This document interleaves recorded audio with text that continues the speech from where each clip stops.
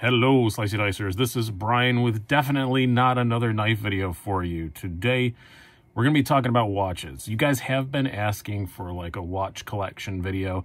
I'm probably not going to do the whole thing, but you know, coming up with the holidays, I'm trying to do some more interesting, fun stuff. And honestly, a lot of the knives I have coming to review for you guys are stuck in the mail, and God knows whenever I'm going to see them. So, going to try and do something else with some other content here in the next few days until the U.S. Postal Service decides to deliver my many knives that are stuck out there. But you guys did ask to see some watches. I'm not going to do the whole collection, I don't think. It will be in multiple videos if I do, so it also depends on how you guys respond to this one. I wanted to start out with a brand that, I'm not going to say it's my favorite brand, but I don't know, I own more of them than anything else, so maybe it is. Casio. I have some high-end, pretty rare Casios, at least one we're going to get to here at the end. I have some really old Casios, and I have some very, very cheap Casios that I love just as much as my more expensive watches, which my more expensive watches aren't that crazy.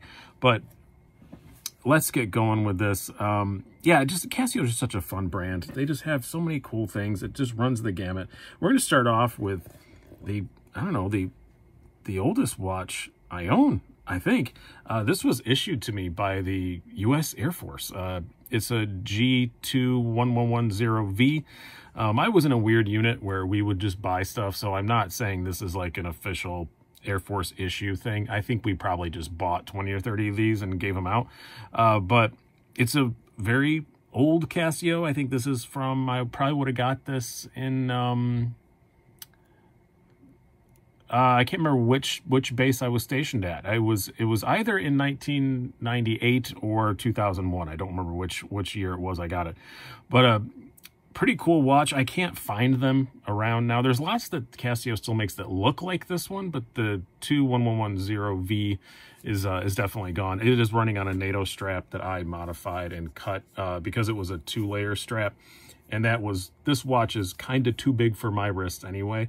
And with the 2-layer, it was a bit much. You're going to see the time doesn't match on a lot of these. A lot of them haven't been set. I don't wear this one very much anymore, but I do really still like having it around. It is honestly one of the only things from my military career that I still have. I believe at the time it was like $150 G-Shock. I don't know what they were when they last made them. Again, I couldn't find them online to really give you guys a price. All the other watches, I'm going to try and put links to places where you can buy them down below. So we'll put that one aside. A lot more G-Shocks coming up.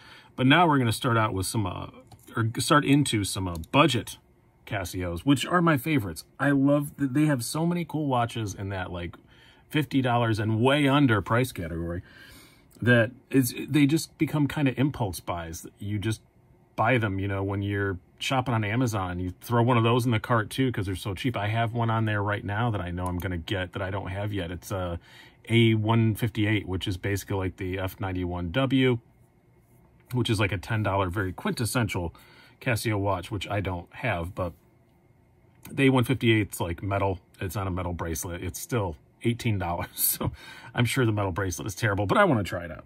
So let's get started with some cheap ones. This is actually the newest one that I got. This is what everybody calls the Casio Data Bank, the calculator watch. This is well under $20. I believe this one was $18.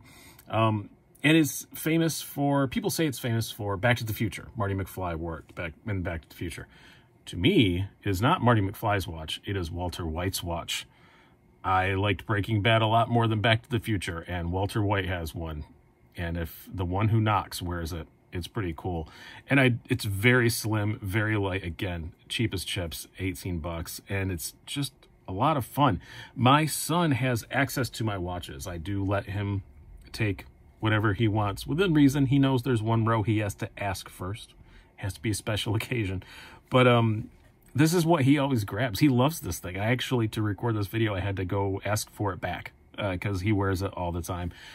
Young hipster kids like him love it. I love it. It's just cool. It's Walter White's watch. It's Marty McFly's watch if you want to go with that.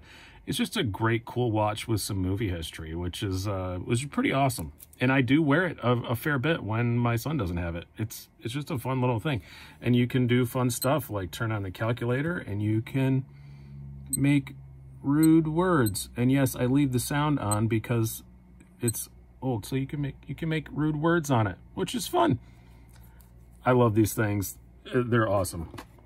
Next up, in a similar vein, slightly more expensive, this is somewhere in the less than $30 range, would be the Casio World Time. I think if you get the all resin one, similar to what you saw in the data bank, they're closer to 20. But this is the metal one. The Casio World Time, affectionately known as the Casio Royale, you will hear it referred to as. The reason why that is in a James Bond movie, they had a Seiko World Time watch that looked very similar to this. Casio came out with this later on, and it is definitely inspired by that Seiko from James Bond. So it's just a cool watch, though. It's very functional, very useful, very light. It is metal bracelet. This is not metal. This is just painted to look so. A lot of billboarding on it. A lot of people take Goo Gone and remove that stuff. You could even tear them apart and remove a lot more. These are very moddable watches. I like all the old 80s looking writing on it. I think it's cool. And, you know, it's got the little map that shows the time zone and all that stuff. I just think it's a really, really fun watch, and I do wear it a ton. It's just neat. I don't know how else to describe it. It's just neat. And again, $30. Chuck it in your cart.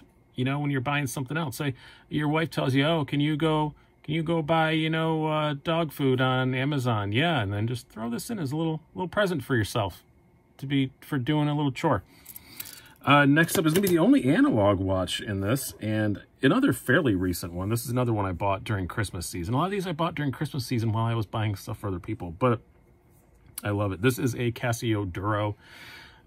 This is $55, this particular version with the gold. It's a bit bougie, but I like the gold accents. I think it looks cool. The other ones are less expensive. Famous because Bill Gates wears one, and it's a 55, yeah, it's a less than $50. The version that he wears is like the basic one, less than $50, and it's a really good 200-meter diver. These are all quartz, obviously. None of these are automatics, but the bezel works pretty well. I like it. I did put a Barton strap on it with a gold clasp just to make it even slightly more bougie. But it's just a fun, yeah, bougie little watch that I do like to wear. Honestly, the strap costs half as much as the watch does, so I probably got $75 in this. But still, it's just, it's cool. It's a little too big for my wrist, but that adds to the bouginess of it, and that's kind of why I like it. It's just a bit flashy diver that doesn't cost nearly what it looks like. The finishing on it is really, really nice. These things are great. If you want a really useful diver watch, which divers, I have a lot of them. If you're going to get into watches, don't get into watches, as Papa Nick says. I get a diver for your first one. Get a good diver. They are very useful. They're usually very tough. They're very water resistant. The bezel is useful for all kinds of for timing all sort of things. It is a very useful function. Yeah, get a diver, and I would recommend for your first one, yeah, get a Duro. Less than $50. They have a blue one that just came out this year that's really, really nice. They have this bougie one, and then also they have the regular original black one. But yeah, you've got the little Marlin here, have it on the case back as well. It just feels way more expensive than it is. I really enjoy it. Really fun watch. Next up, we're going to get into some G-Shock. So this one I gave to my son, but then it wound up back in my watch case. Maybe he's confused and doesn't know it was his. But this one I didn't wear very long after I got it. This is a G-Shock G2900. Again, I have smaller wrists, so I was looking for a smaller one. This was on a ridiculous sale at a Sears that was closing. I think I paid $20 for this, but they're more like $70. But it is a full-on G-Shock. It's not a baby G. It does look kind of like a baby G, but I couldn't wear something that said baby G on it. But it's a little flashy, but not too much. It's the usual kind of G-Shock aesthetic. It's just a very useful, general, all-around, round-faced G-Shock. I don't have that much else to say about it. I only wore it for a couple months, and I gave it to my son, and I don't know, wound up back in my watch case. I have to ask him why that is. I'm not really sure. I may force him to take it back, but we'll see. All right. Lastly, these are my two more expensive ones, and as in the watch world goes, not that expensive. They are G-Shock squares, both of them. One is just awesome, and the other one is pretty rare. and a little expensive. But here we go. This is probably the most useful watch that I own. This is make sure I get the number right, Casio G-Shock GWB 5600 BC-1B. The only thing I don't like about it is the negative display. That's a bit annoying. You can't hit the light, and it lights up, and you'll notice it lights up for longer, which we'll talk about here in a moment. But other than that, I do really like it. It did come on this, they're calling it combi bracelet, but the bracelet that comes on this is just, it's not a combi. It is all just resin. Both parts are. It looks like a combi, but it isn't. It's kind of like the mass-produced combi bracelet. I believe the metal resin combo, actual genuine combi bracelet is discontinued. If you can find them, they're very expensive. You're going to see one here in just a moment. But yeah, this was a gift from a viewer, and I love it. My favorite thing about it is Bluetooth enabled. I used to wear an Apple Watch all the time, and not to be a downer, but when my mother passed away and I wound up working for myself again, I no longer had to be attached to my phone and my notifications 24/7. I got rid of the Apple Watch. Never been happier. The Apple Watches are very nice. They're very useful if you have to be connected. I don't want to be that connected anymore. And this is just the right level of connectedness. It doesn't give me any notifications, but I can sync it with my phone. I can set the alarm on the Bluetooth instead of going tap, tap, tap, tap, tap on all these buttons, which on the squares are a bit of a pain in the ass. So I can just set everything through my phone. It synchronizes the time, not just through the Bluetooth, but also it does do the radio thing. It's a solar-powered watch. It's just an extremely, extremely, extremely useful watch. And the Bluetooth and being able to set stuff on my phone by pushing buttons instead of using a touch screen instead of pushing all these tiny little buttons is awesome. These are about $200. I'll provide a link down below where to get them. I'm going to try not to give you Amazon links, but I'm probably going to have to on some of them. But just a really, really cool watch. And it's, yeah, probably the most useful watch I own, except that negative display. I wish it wasn't negative display. It looks cool. It looks great. The whole kind of blackout look does look badass, but it's a bit hard to see, and I'm using that light all the time. Yeah, and that's one of the things you can set on the Bluetooth. I can set that backlight to be 4 seconds instead of 2 seconds, which is cool. The 4 seconds is very useful because, like I said, I'm using it a lot. And now, lastly, this one is pretty rare, and then we're going to talk also about some more Casios that I want. This is a GW 5000-1JF. It is a JDM market only. The reason why it is unique, it is a partially metal case. It's not one of the full metal G-Shock squares, which I really want one of those.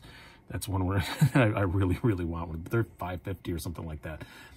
This one is almost that. The watch isn't that much. The watch was like $300, $350. But this does have a genuine combi bracelet, which you can't find anymore. You can find, but it's really hard to find. The last time I saw one, it was, yeah, $150 just for the bracelet. But the difference is, yes, it has this PVD coated back, has a genuine screw down casing on the back, so it's a bit more water resistant. And there is some more metal inside there. The outside is still, some kind of composite, but it does have more metal on the inside, and it has that nice metal case back. It is much heavier. You can see most of these have, most of the G-Shock squares you're going to see have that kind of 4-screw thing, but this has an actual genuine PVD coated screw down back. So from the front, you don't know it's a special one, but it is. It's a pretty special one. You can still find these if you look around, and they haven't gone up in value a whole lot. I mean, like I said, I think this one was also a gift from the same viewer, which thank you very, very much, because I love this thing. If you could find the pieces, I think you could probably still put one together for about $500, but then you could buy a full metal G-Shock for $550, and I really freaking want a silver full metal G-Shock. I take the gold one. I don't care. But I love the G-Shock squares. Again, small wrists. They fit really well. They look great. They are what I like to call classless items, and I don't mean that by saying they have no class, just that they fit in any class. Like, as much as I hated the car, I used to have a Volkswagen Golf, a pretty nice one. It wasn't a GTI, but it was a nicely equipped Golf, and it fit everywhere. I could pull it up to a valet. It didn't look out of place, It didn't look out of place in the parking lot at a 7-Eleven. The G-Shock is the same way, I think. People know that it's just a serious watch, and G-Shocks fit everywhere. And this is one of the pricier, rarer ones. But yeah, not as much as the Full Metals. I really want one. The other one I would like to have, I do have to say, is the Oceanus. There's not the Chrono. There's an Oceanus actually. Papa Nick has. He says don't get into watches, and then he tempts us with them all the time. But he has a really, really cool Oceanus that I would love to have one of those. They're pretty awesome. And then, like I said, I have that A158. I should probably get an F91W just because they're cheap. But yeah, these are my Casios, and I highly recommend, you know, they say don't get into watches, but if you're gonna, this one's not, it doesn't even want to sit here. If you're gonna, cheap Casios are a lot of fun. I just showed these two really cheap ones. There are many, many, many sub $30, $40 options. There is a square G-Shock that's under 50 bucks. So another GW 5600 something E. Yeah, they're awesome. I highly recommend it. If you do have to get into watches and you don't want to spend a ton of money, you can have a lot of fun with Casios. And again, a lot of them are very, very moddable, especially the G-Shock squares, the World Times.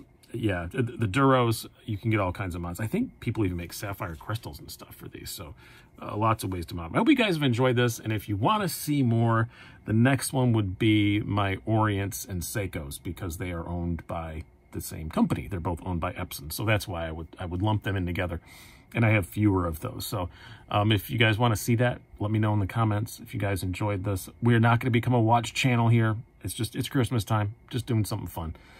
But I hope you guys had a good time. I definitely did. It's fun to sit around and talk about watches instead of knives for once. I've been Brian. Have a good one.